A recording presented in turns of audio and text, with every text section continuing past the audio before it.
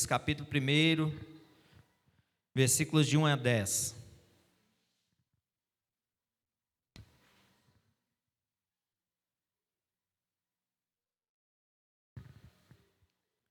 Primeiro Tessalonicenses, capítulo 1, dos versículos de 1 a 10.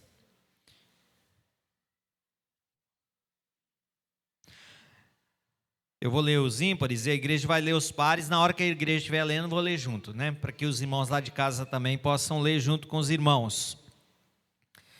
1 Tessalonicenses, capítulo 1, versículos de 1 a 10. Diz assim: Paulo, Silvano e Timóteo, a igreja dos Tessalonicenses, em Deus Pai e no Senhor Jesus Cristo, graça e paz a vós outros.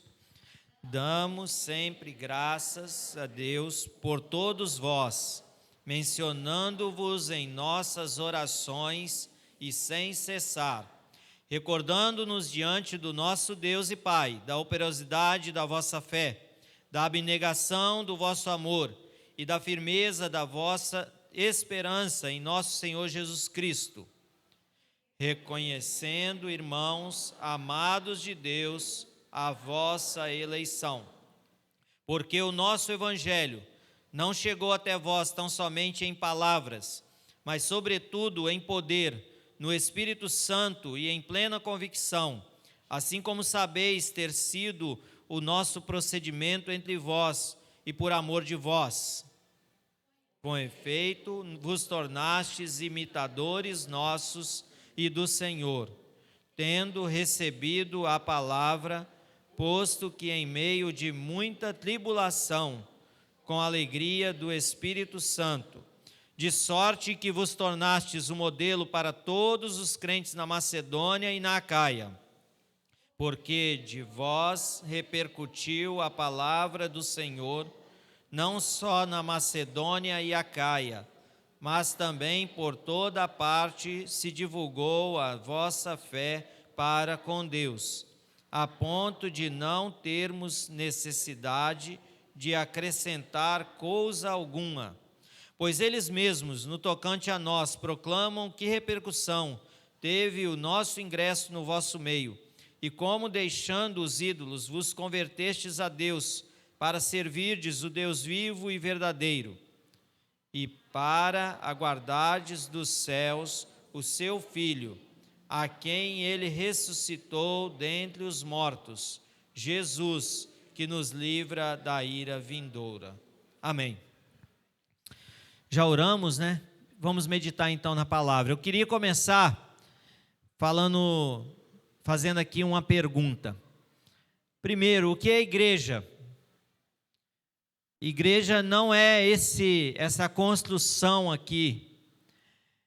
Igreja não é a liderança da igreja, pastor, os presbíteros, a junta diaconal. Igreja somos nós. Às vezes nós ouvimos alguém falar sobre a igreja como se fosse assim, algo bem distante. A igreja, a igreja, a igreja.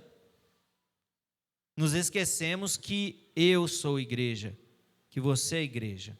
Cada um individualmente faz parte da igreja. É a igreja do Senhor Jesus. E a pergunta é: o que as pessoas falariam ou poderiam falar a respeito de nós como igreja? Que tipo de declaração as pessoas poderiam fazer a respeito da igreja de Nova Brasília? Paulo vai trazer para nós, nessa epístola, algo a respeito dessa igreja de Tessalônica. E nós vamos pensar então no tema que o próprio texto nos apresenta: uma igreja que vive a fé e o amor. Vamos falar juntos? Uma igreja que vive a fé e o amor. Uma igreja que vive a fé e o amor. Vamos lá em Atos, depois a gente volta aqui, mas vamos lá em Atos capítulo 17. Acompanhe comigo os 9 primeiros versículos, Atos capítulo 17, para a gente entender por que Paulo fala a respeito dessa igreja. Atos 17 diz assim: tendo passado por Anfípolis e Apolônia, chegaram a Tessalônica, onde havia uma sinagoga de judeus. Paulo, segundo seu costume, foi procurá-los e por 3 sábados arrazoou com eles acerca das Escrituras, expondo e demonstrando ter sido necessário que o Cristo padecesse e ressurgisse dentre os mortos. E este, dizia ele, é o Cristo, Jesus, que eu vos anuncio. Alguns deles foram persuadidos e unidos a Paulo e Silas, bem como numerosa multidão de gregos piedosos e muitas distintas mulheres. Os judeus, porém, movidos de inveja, trazendo consigo alguns homens maus dentre a malandragem, ajuntando a turba, alvoroçaram a cidade e assaltando a casa de Jason, procuravam trazê-lo para o meio do povo, porém, não os encontrando, arrastaram Jason e alguns irmãos perante as autoridades, clamando: estes que têm transtornado o mundo chegaram também aqui, os quais Jason hospedou. Todos estes procedem contra os decretos de César, afirmando ser Jesus outro rei. Tanto a multidão como as autoridades ficaram agitadas ao ouvir estas palavras. Contudo, soltaram Jason e os mais, após terem recebido deles a fiança estipulada. Amém. Queridos, esse texto vai mostrar para nós como que começou essa igreja de Tessalônica. E para a gente entender aqui, primeiro, Paulo vai ali para aquela região da Europa, onde hoje é a Europa, para a região da Macedônia e começa a pregar o evangelho. A primeira igreja a ser plantada é a igreja que nasce na casa de Lídia, é a igreja da cidade de Filipos. Esta é a primeira igreja na região da Europa ali. E a segunda igreja é esta aqui de Tessalônica. É uma igreja que começa com Paulo e Silas pregando o evangelho nesta cidade, na sinagoga. O texto vai falar que ele, por 3 sábados, ele discute, ele conversa, ele ensina, e ele começa então a apresentar o evangelho, anunciar Jesus ali para aquela cidade. É assim que começa essa igreja de Tessalônica. Não sabemos ao certo se Paulo permaneceu somente essas 3 semanas, ou ele ficou mais tempo. Alguns dizem que ele pode ter ficado um pouquinho mais de tempo, talvez uns 5 meses na cidade, pregando o evangelho, não sabemos. Mas o texto nos fala que ele ficou ali 3 semanas discutindo com aquelas pessoas sobre Jesus, o Cristo, o Messias que havia de vir. Mas a gente sabe, irmãos, que toda vez que nós pregamos o evangelho, que nós anunciamos as verdades bíblicas, vai ter oposição. De alguma forma vai levantar-se algumas coisas, algumas situações contra o progresso do evangelho. Não foi diferente na cidade de Tessalônica. Alguns inventaram o quê? Alguns inventaram a história. Esses estão querendo tirar o poder de César. Esses estão declarando que existe um rei que veio para substituir César, para tirar César do poder. Então esses homens vão à casa de Jason e eles estão procurando estes homens. Quem são? Paulo e Silas. Que o texto diz para nós que eram pessoas que estavam causando que tipo de situação? E estes que têm transtornado o mundo. Que transtorno bom, não é? Hein? Alguns aí sofreram com o transtorno da chuva. Alagou casa, deu infiltração no telhado, goteirou no colchão. Lá não foi não, né, Laís? Goteirou no colchão, teve que colocar uns balde, teve carro que deu problema, teve carro que quebrou aí nos buracos. Não é esse tipo de transtorno. É o transtorno do evangelho, é o bom transtorno, é a transformação que o evangelho provoca, e isso estava acontecendo ali naquela região, tanto é que no versículo de número 6 do capítulo 17 de Atos, vai dizer: estes que têm transformado o mundo chegou até nós, e Jason é culpado, porque ele está hospedando essas pessoas, e eles entram ali, e como eles não encontram Paulo e Silas, porque eles já tinham fugido, e tem hora, irmãos, que a gente precisa fugir, né?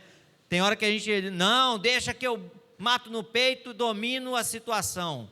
Tem hora, amados, que nós devemos fugir dos problemas.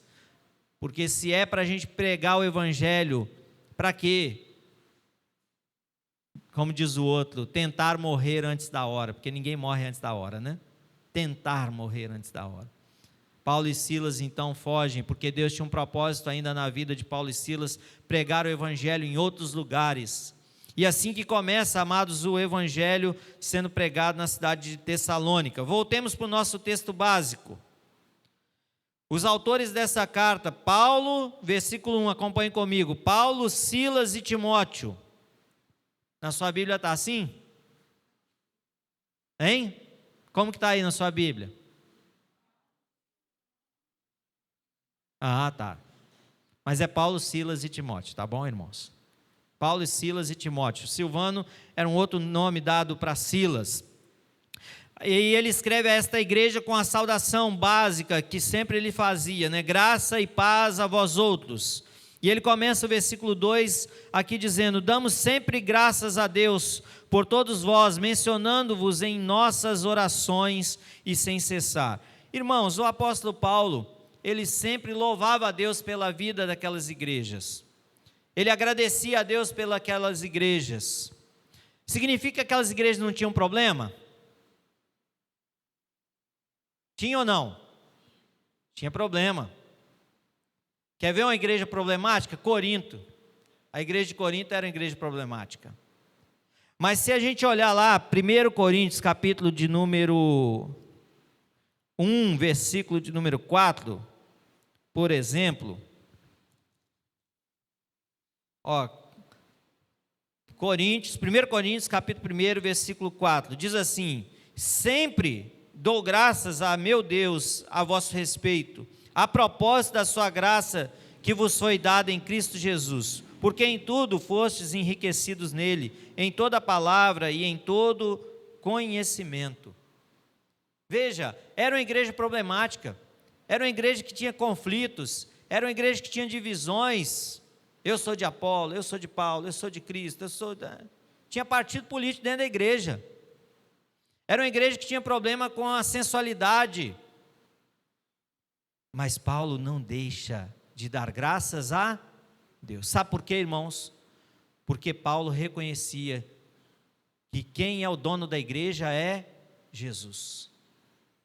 Deus é digno de adoração e de louvor, mesmo diante das adversidades. Ah, irmãos, talvez fosse eu escrevendo essa carta, não ia dar muita graça, não. Não ia agradecer muito, não. Senhor, muito obrigado por esses irmãos problemáticos, esses irmãos que causam problemas, esses irmãos que causam divisão, essa briga que está acontecendo.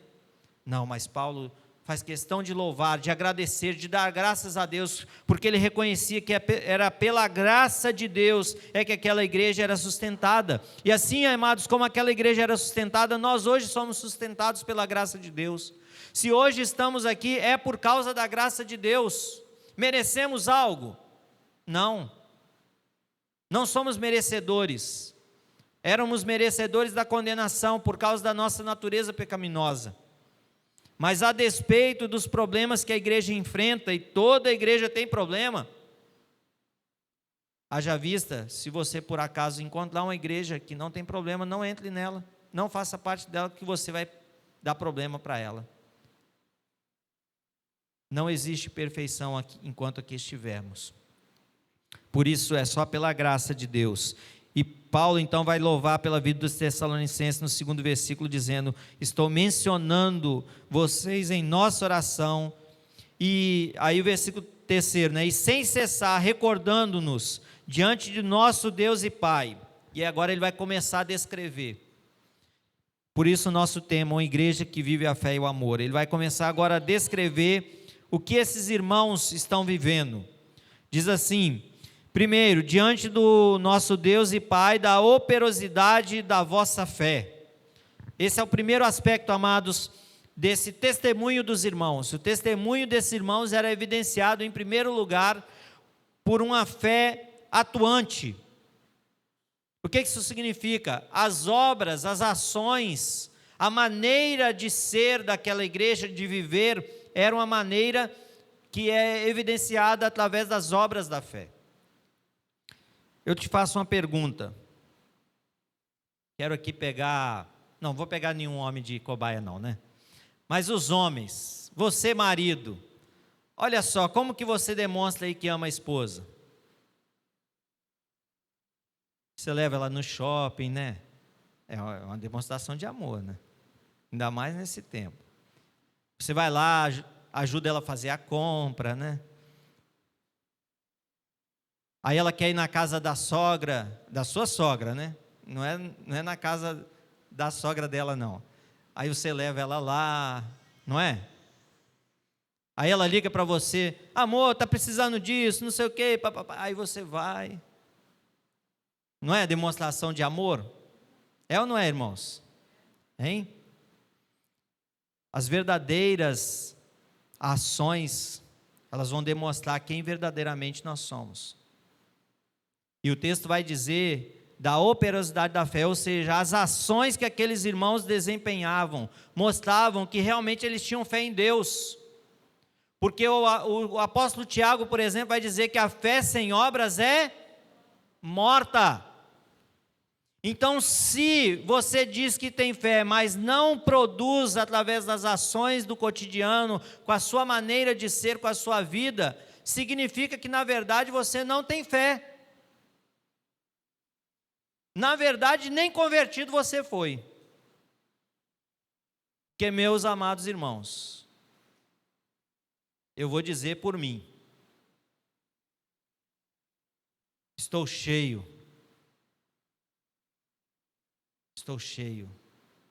de igrejas que dizem que vive o evangelho, mas não vive na prática. A palavra de Deus nos diz que se a gente vê uma pessoa, por exemplo, passando fome, e a gente não ajuda, é vão a nossa fé. Se a gente vê, por exemplo, essa questão dos refugiados e não fizer nada, irmãos, é vã a nossa fé. Se a gente fala que ama a Deus, mas a gente não é fiel a Deus, com as nossas palavras, com a nossa vida, né, até mesmo com as nossas finanças, significa que nós somos verdadeiramente de Deus? Não somos, irmãos. A fé atuante. Então o texto vai mostrar para nós a operosidade da vossa fé. Era uma fé atuante. O texto vai dizer também o outro fruto desta graça de Deus sendo manifestada, que ele diz no primeiro versículo. Na parte B do terceiro versículo ele vai dizer da abnegação do vosso amor, ou seja, o trabalho era realizado em amor, em amor. O apóstolo Paulo escrevendo aos Coríntios, no capítulo de número 13, ele vai dizer que nós podemos fazer muitas coisas, profecias, revelação, né? Lá tem uma lista, o capítulo inteiro vai dizendo de coisas que você pode fazer, mas se não tiver amor, de nada vale. Irmãos, jamais podemos fazer as coisas para se aparecer. Jamais podemos fazer as coisas simplesmente por fazer. Jamais podemos fazer por obrigação. Quer ver um exemplo? Quantas crianças, adolescentes vieram para a igreja por obrigação, porque o pai obrigou a vir. E hoje elas estão onde? Onde que elas estão? No mundo. Elas não foram conscientizadas da importância de estar na igreja. Elas não foram conscientizadas que vale a pena estar aqui. Elas não foram impulsionadas para entender que o ato de vir à igreja é uma expressão de culto a Deus também. E que é muito importante nós estarmos reunidos, comungando como irmãos. Mas muitos pais simplesmente obrigaram. Não, você tem que ir, você tem que ir, você tem que ir. Como uma imposição. O que aconteceu quando o menino, entre aspas, ganhou maturidade? Ele, partiu no mundo. Meu querido, vai no presídio. Não sei se você já visitou o presídio. Vai no presídio. E chega lá e começa a perguntar o nome dos meninos que estão lá. Quais são os nomes? Mateus, Marcos, Lucas, João, Jeremias, Davi, Ruth, Marta, Maria. É tudo assim. O que isso significa? Uma grande parte são filhos de crentes, mas não foram regenerados, transformados pelo poder do Evangelho. Amados, é necessário, é muito importante, é fundamental que todas as nossas ações sejam baseadas no amor. E ele então vai dizer, da abnegação do vosso amor. Mas ainda no terceiro versículo, ele vai mostrar um terceiro fruto desta igreja que vive a fé e o amor. Olha o que diz aí o texto. E da firmeza da vossa esperança em nosso Senhor Jesus Cristo. Vou repetir, da firmeza da vossa esperança em nosso Senhor Jesus Cristo. É uma firmeza na esperança. É uma fé viva, é uma fé verdadeira. Quantas pessoas, amados, estão vivendo um tempo agora de grande depressão, um tempo de suicídio, muitas pessoas caindo por esse lado, outros buscando fuga na bebida, aumentou o número de pessoas alcoólatras, de viciados em drogas. Quantos estão se viciando em pornografia, em homossexualismo e outras coisas? Tudo isso, amados, são fugas que as pessoas estão buscando. Por quê? Porque não tem esperança. Mas Paulo, irmãos, vai destacar que esta igreja, que esses irmãos de Tessalônica, eles tinham uma firmeza na esperança. E eu faço a pergunta para você que está aqui, para você que está em casa também: como está a sua esperança? Ela está firmada em Jesus? Ela está firmada na rocha? Ou é uma esperança que está presa à circunstância?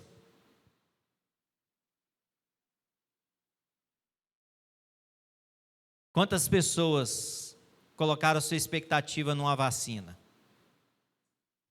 Você acha que a vacina salvou alguém? Hein? Salvou ou não? Não salvou. Não salvou. Sabe por que não salvou? Porque estava decretado que elas iam morrer.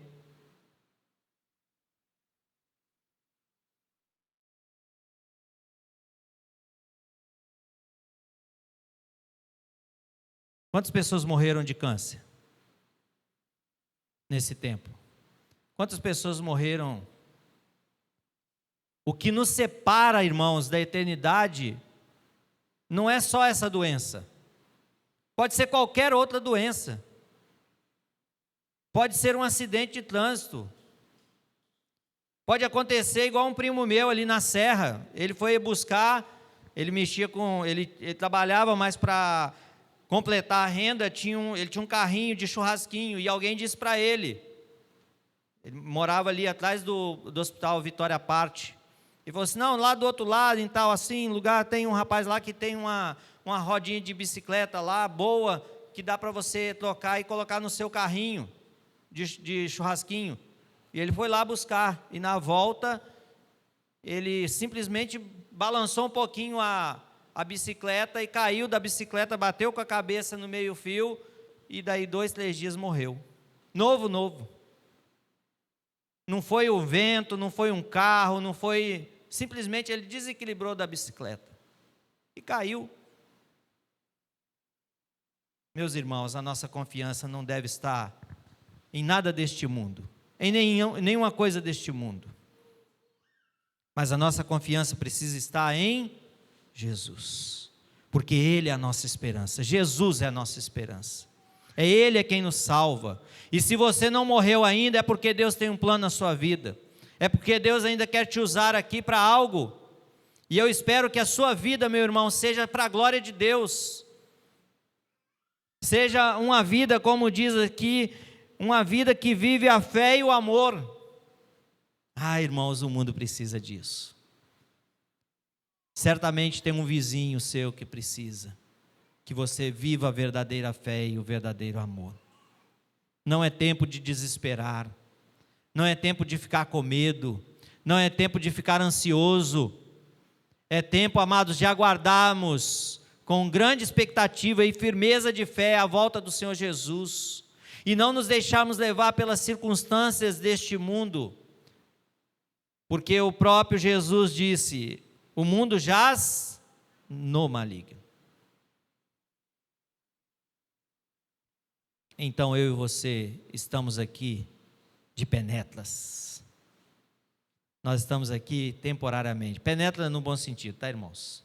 Porque nós não somos daqui, nós estamos aqui de passagem. Nós somos cidadãos dos céus.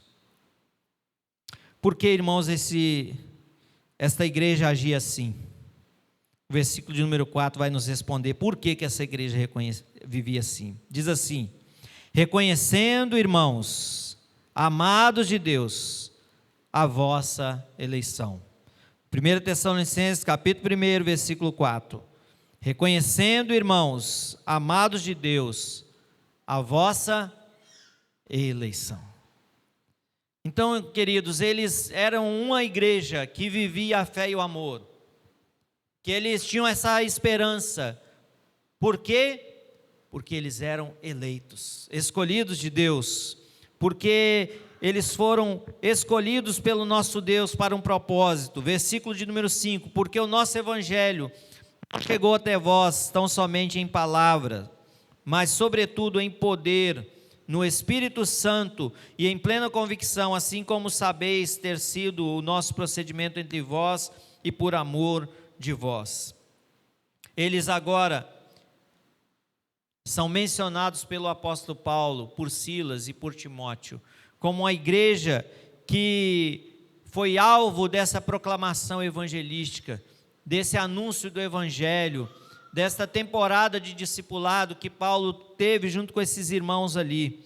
E logo em seguida, Paulo inclusive vai enviar Timóteo para continuar, mesmo correndo risco de vida. Timóteo é enviado por Paulo para continuar nesta igreja, anunciando o evangelho, discipulando esses irmãos, para que houvesse uma continuidade da proclamação do evangelho nessa cidade.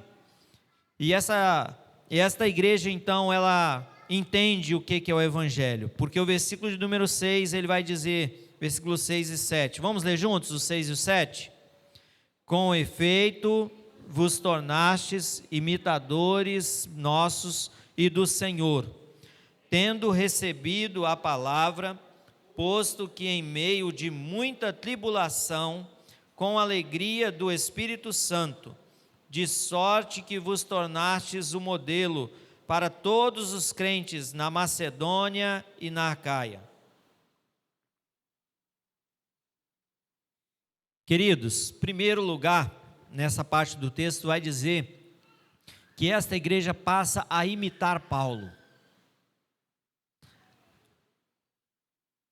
Às vezes tem crente que está imitando os heróis, não é?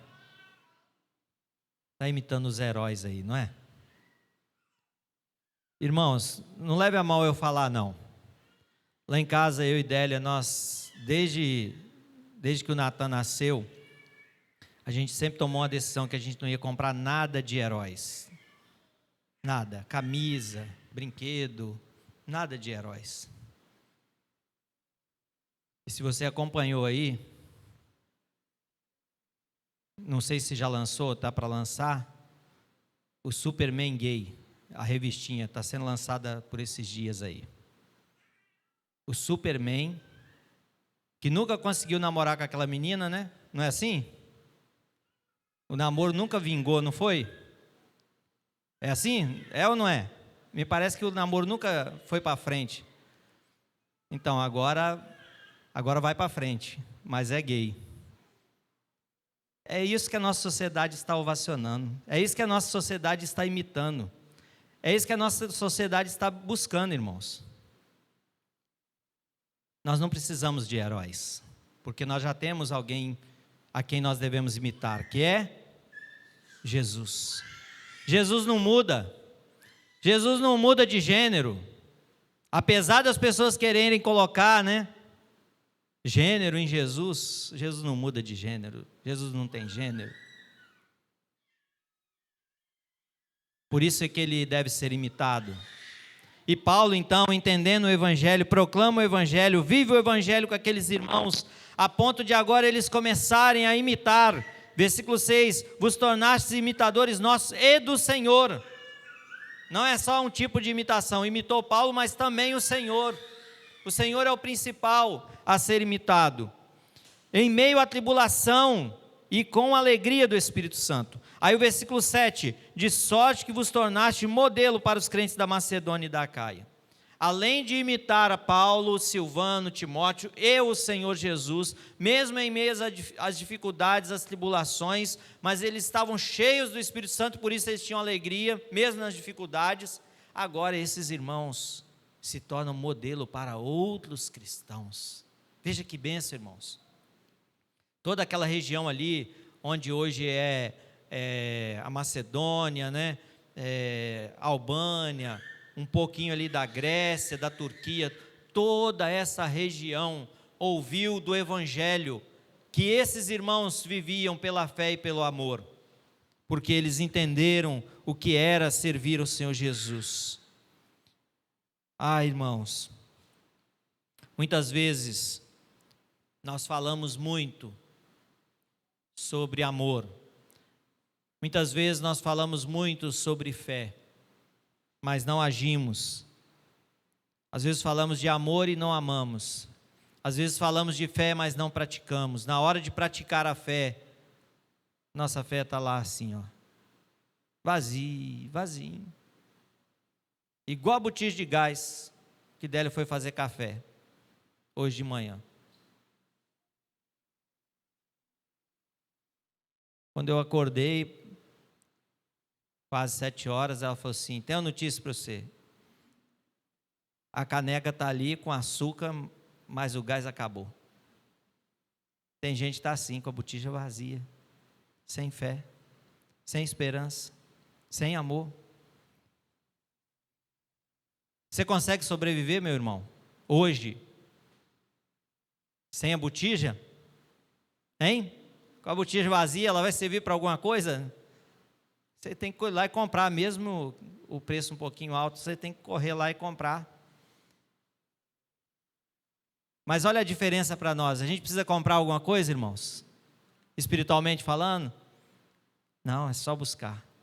Oração, leitura da palavra, congraçamento, comunhão, ajuntamento do povo de Deus, é isso que nós precisamos. E aí nós vamos nos enchendo de fé e vamos nos enchendo de amor e a prática do Evangelho, a firmeza. Irmãos, precisamos colocar em prática e aprender com esses irmãos e viver o Evangelho. Continuando, para terminar aqui, o texto vai dizer assim, versículo de número 8 até o 10. Porque de vós repercutiu a palavra do Senhor, não só na Macedônia e Acaia, mas também por toda parte se divulgou a vossa fé para com Deus, a ponto de não termos necessidade de acrescentar coisa alguma, pois eles mesmos, no tocante a nós, proclamam que repercussão teve o nosso ingresso no vosso meio, e como deixando os ídolos vos convertestes a Deus, para servirdes o Deus vivo e verdadeiro, e para guardardes do céu o seu Filho, a quem ele ressuscitou dentre os mortos, Jesus, que nos livra da ira vindoura. Irmãos, Paulo termina essa carta louvando a Deus, porque aqueles irmãos entenderam que Deus era o principal. Eles deixaram de lado tudo aquilo que não agradava a Deus.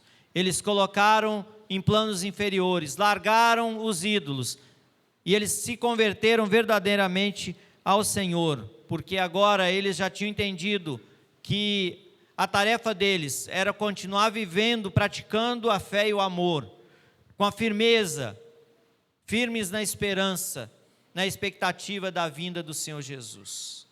Meu querido, eu não sei você, mas eu aguardo a vinda do Senhor Jesus. Só que esse aguardar a vinda do Senhor Jesus não é de braço cruzado, não é sem viver a fé e o amor e a firmeza do Evangelho, não é sem proclamar o Evangelho. Eu e você somos chamados a praticar o Evangelho, a viver ele no cotidiano. Eu e você somos chamados a realmente desempenharmos aquilo para o qual o Senhor nos chamou. Paulo então vai dizer: irmãos, eu escrevo essa carta para vocês, direcionada a vocês, para que vocês continuem fazendo o que vocês estão fazendo.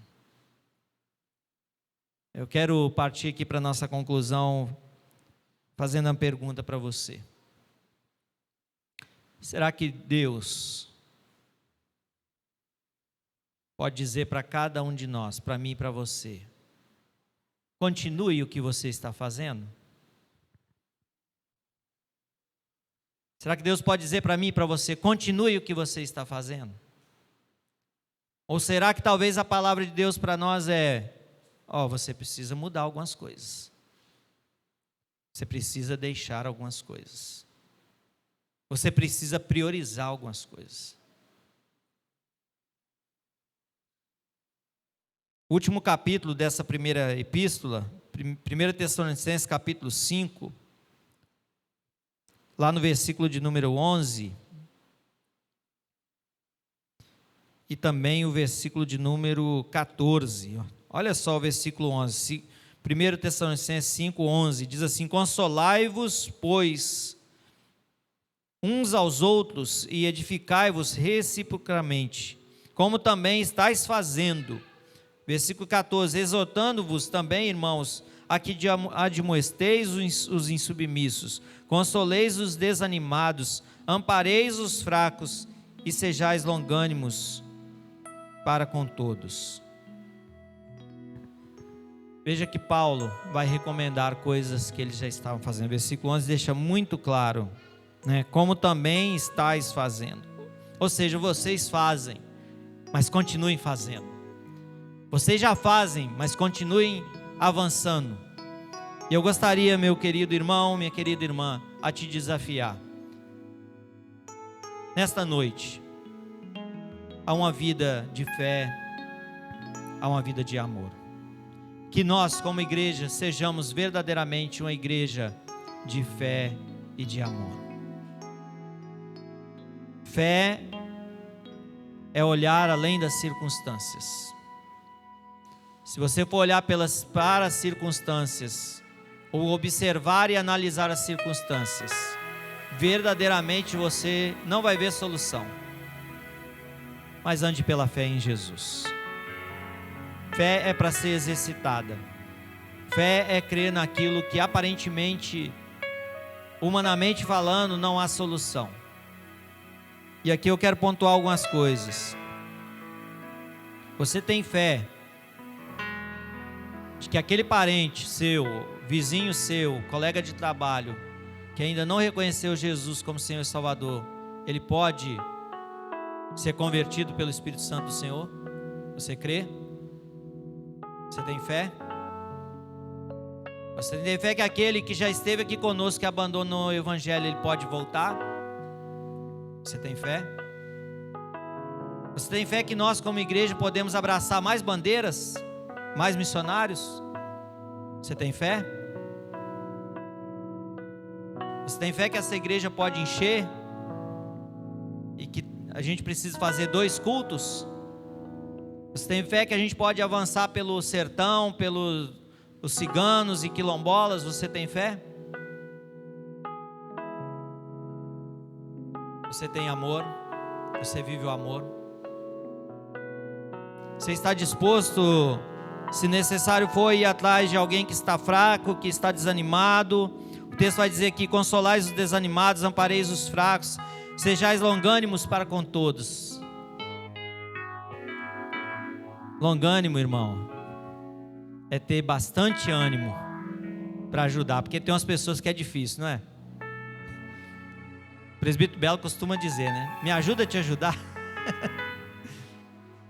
E ele vai falar aqui, exorte os insubmissos. Tem uns caras que é difícil, A gente tem que ir lá e puxar a orelha do cara mesmo e quase que arrancar a orelha fora. A igreja de Tessalônica, mesmo recebendo elogio, tinha, porque senão Paulo não ia dizer isso aqui, Mas era uma igreja que Paulo diz, era uma igreja que vive pela fé, é uma igreja que vive pelo amor. Meu querido irmão, que o Senhor Jesus trabalhe o meu coração como igreja, o seu coração como igreja, e juntos como igreja Presbiteriana Nova Brasília. Você que está aí, talvez não é de alguma igreja ainda, venha reunir conosco, venha participar conosco, venha se envolver conosco. Ou se você é de muito distante, procure uma igreja séria perto da sua casa e faça parte da igreja, a igreja da fé, a igreja do amor, a igreja que realmente proclama Jesus, a igreja que tem esperança. não em coisas daqui, mas em promessas eternas. E o Senhor Jesus disse que estará conosco todos os dias, até o confim, até os séculos dos séculos. Meu querido irmão, que nós sejamos verdadeiramente uma igreja que vive o Evangelho.